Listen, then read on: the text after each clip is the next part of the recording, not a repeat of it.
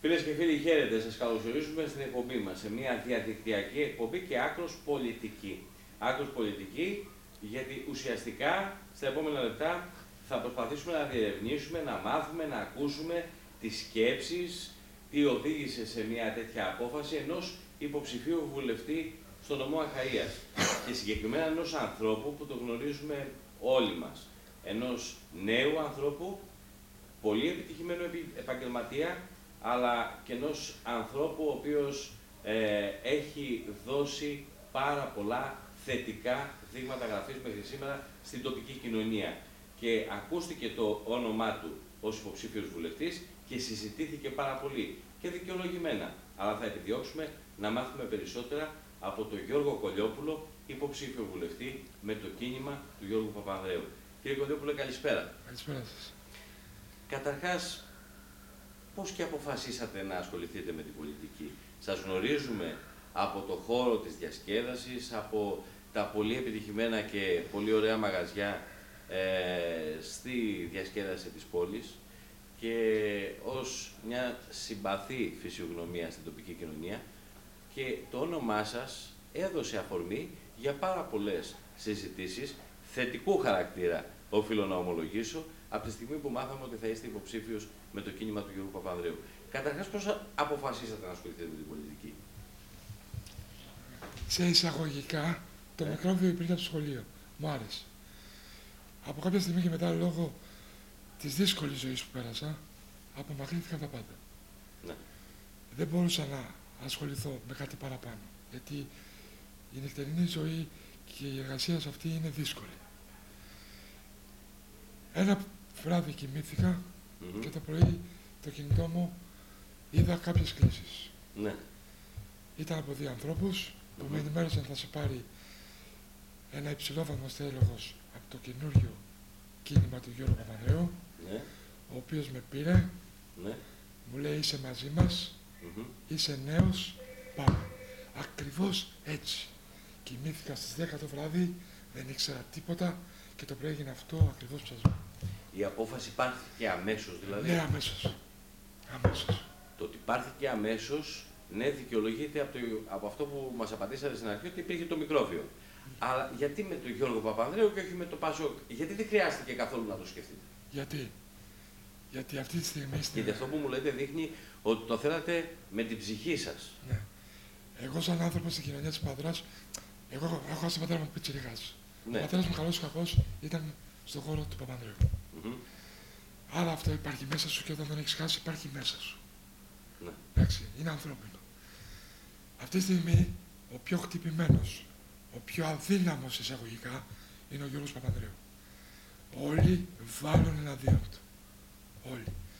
Ποτέ δεν μου άρεσε η αδικία. Είμαι σε ένα νομό που ο Παπανδρέου είναι συνώνυμο του νομού αυτού. Ανήκω από τον χώρο αυτόν. Άστα, έχω φίλους από όλους τους χώρους, γιατί δεν κοιτάω την πολιτική ως πόλεμο. Ναι, και καλά κάνετε. Και ο Παπανδρέου έδωσε γραμμή για πάμε, θέλει νέους ανθρώπους και πρέπει στον αγώνα, όταν έχεις μάθει να είσαι αγωνιστής, να είσαι πρώτος, να χτίσεις. Να ρωτήσω όμως κάτι. Σε αυτή την πορεία, και μου αρέσει όπως το λέτε έτσι, γιατί δείχνει ότι το πιστεύετε βαθιά και θέλετε, μάλλον το κάνετε γιατί πραγματικά το αγαπάτε. Από την άλλη όμως, σε αυτή την πορεία της προεκλογικής περίοδου, η οποία είναι πάρα πολύ μικρή, οφείλω να το ομολογήσω, πέσατε στα βαθιά αμέσως, με το πρώτο τόλμημα, έτσι. Αλλά επειδή είναι μικρή η προεκλογική περίοδος και επειδή σε αυτό το χρονικό διάστημα βλέπετε και τις δημοσκοπήσεις που δεν είναι ιδιαίτερα ενθαρρυντικές για το νέο κίνημα του Γιώργου Παπανδρέου, αυτό σας φρέναρε λίγο μέσα, σας απογοήτευσε κάπως? Με φρέναρε. Εγώ ξέρω που πάω. Πάω σε ένα νέο κίνημα. Δεν έχει κλείσει μήνα. Πάω σε μια νέα αρχή. Οι δημοσκοπήσεις είναι για τους πολιτικούς. Εγώ είμαι άνθρωπος και γι' αυτό θα παλέψω. Και ο Παπανδρέου θα είναι στη Βουλή. Αυτό είναι σκληρή πολιτική έκφραση, αλλά ο Γιώργος Παπανδρέου θα είναι στη Βουλή. Γιατί, ποιες δημοσκοπήσεις? Δεν τον έχουμε δει καθόλου. Δεν τον έχουμε δει. Γιατί το λέτε αυτό? Γιατί βλέπουμε αποκλεισμό από τα μέσα. Δεν θέλω να μιλήσω σκληρά πολιτικά, δεν είναι το προφίλ μου αυτό. Αλλά θα πω την αλήθεια. Δεν υπάρχει Παπανδρέου στα μέσα. Και το βλέπουν και ο πιο άδικος το βλέπει. Επειδή είστε ένας άνθρωπος που έχει ξεκινήσει από δύσκολα χρόνια, από πέτρινα χρόνια. Δεν θα ήθελα να πω από το μηδέν, δεν μου αρέσουν αυτά τα δακρύβρεχτα, αλλά θα σας πω ότι έχετε καταφέρει στην πορεία της ζωής σας, γιατί είστε πολύ νέος ακόμη, έχετε καταφέρει να χτίσετε ορισμένα πράγματα, αλλά με πολύ κόπο και πολλή δουλειά και σκληρή δουλειά. Άρα έχετε κολλήσει ένσημα. Ξέρετε όμως και τους νόμους της αγοράς και τις δυσκολίες της αγοράς, ειδικά σήμερα. Στην Αχαΐα, με όσους συζητάτε, με όσους μιλάτε, και έρχεστε σε επαφή τώρα την προεκλογική περίοδο, ποια είναι τα μηνύματα που παίρνετε, τι περιμένει ο κόσμος, τι περιμένει ο Γιώργος Κολιόπουλος από αυτές τις εκλογές? Τι περιμένω? Περιμένω να δω να αλλάξει λίγο η κατάσταση για τον απλό πολίτη. Παιδιά, ο απλός πολίτης υποφέρει. Όταν λέμε υποφέρει, υποφέρει. Και όχι ο απλός πολίτης που είναι απέναντι. Σημαίνει και σε μένα. Ξέρεις τι σημαίνει να λες, θα έρθει ΔΕΗ, βγαίνει ΔΕΗ, θα πληρώσω τον νίκη μου, θα επιβάλλουν τα τέλη κυκλοφορίας. Ο κόσμος υποφέρει. Ανεργία, υγεία, υπάρχουν προβλήματα. Εμείς τότε ο Παπανδρέου πήγε να το καθαρίσει. Δεν τον αφήσανε όμως. Τι σημαίνει δεν τον αφήσανε? Δεν τον αφήσανε. Όταν ναι, λένε ο Γιώργος Παπανδρέου είναι αυτός που μας έβαλε στο μνημόνιο. Μας έβαλε στο μνημόνιο, ναι. Αλλά στα 2 χρόνια ο Παπανδρέου είπε δημοψήφισμα. Ξέρετε από πότε έχει να ακουστεί το δημοψήφισμα στην Ελλάδα? Πολύ παλιά. Αν έχει ακουστεί. Και από τον τους μεταπολίτευση. Τώρα έγινε πάλι μόδα, βλέπω. Δουλεύεται η έννοια δημοψήφισμα. Όχι, ναι, το λένε, προβλέπουν κάποιοι ότι Παπανδρέου, αν έρθει ο ΣΥΡΙΖΑ στα πράγματα θα έχουμε και δημοψήφισμα στους επόμενους μήνες. Ο Παπανδρέου το είπε τότε. Και πέσαν να τον φάνε όλοι. Όταν ένας ασθενής είναι τραυματίας, θα σε πληγώσω για να σε κάνω καλά. Πήγαμε για τις μεταρρυθμίσεις και έκανε πίσω. Πιστεύετε δηλαδή ότι εκεί που είχαν φτάσει τα πράγματα δεν υπήρχε κι άλλος δρόμος? Δεν υπήρχε άλλος δρόμος. Δεν υπήρχε άλλος δρόμος. Όντως δεν υπήρχε άλλος δρόμος. Αλλά έφυγε ο Παπανδρέου. Μνημόνιο 2, μνημόνιο 3. Δεν είδα να σταματήσαν. Και όταν αυτό είσαι ένας πολιτικός και έχεις ένα όνομα Παπανδρέου, είσαι ο εγγονός του Γιώργου, είσαι ο γιος του Ανδρέα και είσαι πρωθυπουργός της Ελλάδος. Αυτό μέσα σε πονάει. Γι' αυτό γύρισε. Και θυμηθείτε την κουβέντα μου. Εύχομαι να μην χαθεί αυτό που γυρίζουμε τώρα. Σε 10 χρόνια θα καμαρώνουμε για τον Γιώργο Παπανδρέου και την Ελλάδα που θα φτιάξει. Δεν λέω σωτηρία, σε 2, σε 4. Να ρωτήσω κάτι πολύ αυθόρμητα που μου έρχεται στο μυαλό.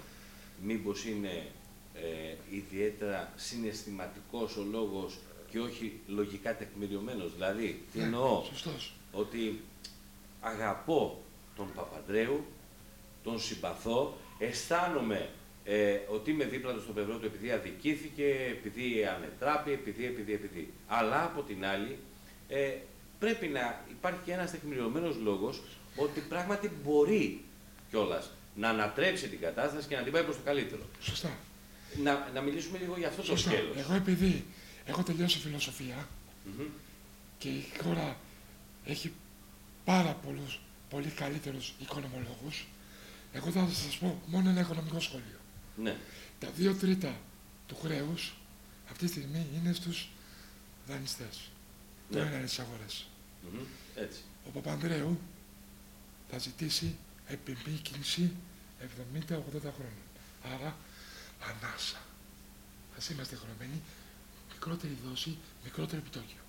Και μετά να καθαρίσουμε και να βοηθήσουμε τον πολίτη. Αυτό είναι το σχέδιο. Δεν είμαι δηλαδή Παπανδρέου. Άρα υπάρχει το συναίσθημα, υπάρχει όμως και η λογική εξήγηση του πώς μπορεί να δώσει λύση στα προβλήματα σήμερα. Αυτό θα ζητήσει. Και μην ξεχνάτε ότι εγώ καταρχήν συγγνώμη μιλάω απλά ελληνικά. Γιατί απέναντί μας δεν είναι μόνο ο γιατρός, ο δικηγόρος, ο συμβολογάδος, είναι ο Κρεοπόλης, ο Βοροπόλης, ο Εχθιοπόλης, το παιδί που δεν πήγε σχολείο για να γίνει αγρότης Γι' αυτό μιλάω απλά. Έχετε δίκιο, γιατί κάποιοι το ξεχνούν αυτό. Και θέλουν να καταλαβαίνουν τι λέω απέναντι μου. Και έχετε και πολύ καλά κάνετε. Εγώ να ρωτήσω τώρα στην Αχαΐα. Επειδή η Αχαΐα είναι περισσότερο ταλαιπωρημένη. Δηλαδή, μπορεί να έχουμε σαν Ελλάδα κρίση, αλλά η Αχαΐα τραβάει τη δική της κρίση πολύ περισσότερο από την έναρξη της οικονομικής κρίσης στην Ελλάδα. Αυτό που ακούτε από τους Αχαιούς στις συζητήσεις σας, ποιο είναι? Τι περιμένει ο κόσμος στην Αχαΐα, κύριε Κοντοπούλε? Μπορεί να αλλάξει τίποτα?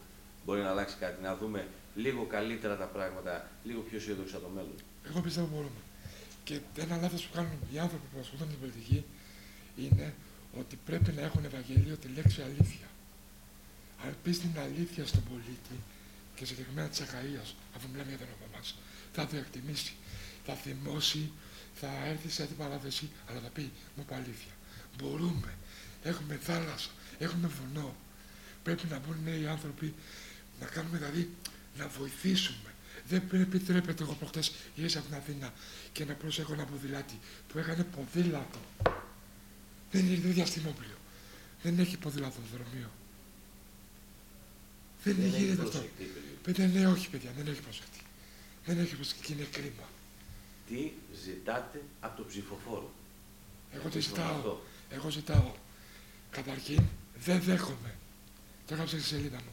Δεν δέχομαι να λέει πλέον ο πατέρας, πάρ' το φάκελο. Ο νέος θα σηκωθεί, θα έχει άποψη. Όταν θα δει τη τηλεόραση, τα αποτελέσματα θα ξέρει ότι πήγα ψήφισα. Η αποχή απαγορεύεται. Πρέπει να φτάσει στο 0. Έχουμε δημοκρατία, την έχουμε ξεχάσει. Η δημοκρατία είναι της Ελλάδος. Την ξεχάσαμε. Απαγορεύεται. Δεν δέχομαι ο πιτσιρικάς να πάει για ύπνο. Θα έχει άποψη. Θα βγει στον δρόμο. Ο βουλευτής, ο υποψήφιος θα είναι στον δρόμο. Θα είναι με τον πολίτη δίπλα. Δεν θα έρθω εγώ Δευτέρα Τρίτη. Εγώ σε εισαγωγικά, μην παρεξηγηθούμε και μας πούνε και ψώνια. Δεν θα έρθω εγώ Δευτέρα Τρίτη στο γραφείο μου. Όχι φίλε μου.